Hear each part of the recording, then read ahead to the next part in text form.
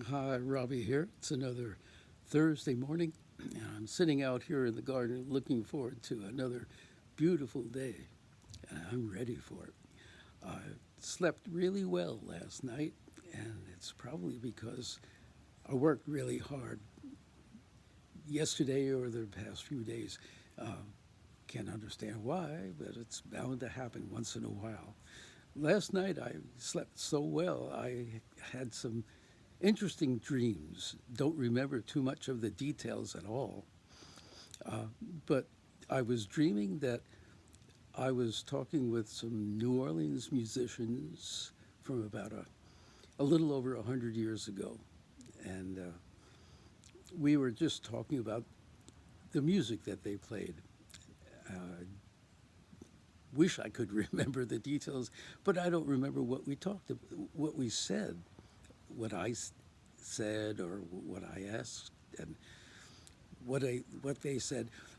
But I'm always curious to find out about where that remarkable New Orleans style came from. What inspired those men? What did they believe they were doing, and why did they do what they did? Uh, it's it's a question that goes back to something I've always believed, and that is what I believe that whatever we think, whatever we believe, forms a window through which we can perceive the world around us, regardless of what the world really is like. We'll never know because what we believe conditions what we see. It's like the expression, you might sometimes hear somebody say, well, I'll see it when I believe it. But for me, the truth of the matter is I believe it when I see it. Uh, when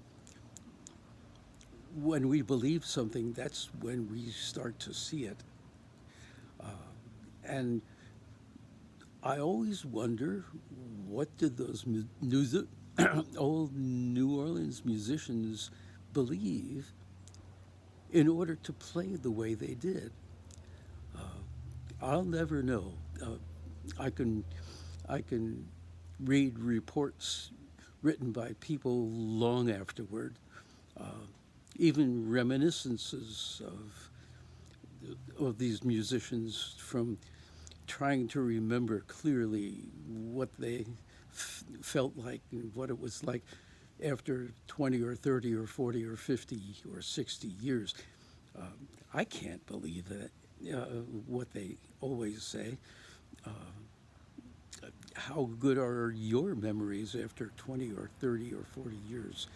Uh, can you trust what you think you remember? Anyway, so I had this interesting dream. I was talking with New Orleans musicians, and I can't remember what we said. But I'm always wondering what inspired those musicians to play the way they did. And makes me wonder what inspires me. What will people 100 years from now think about why I play the way I do? And for you, 100 years from now, what will people think about why you do what you do the way you do it? What inspires you? And well, it's too many questions. Uh, I'll be thinking about these questions for quite some time. And meanwhile, that's it for today. And I'll talk with you again next Thursday.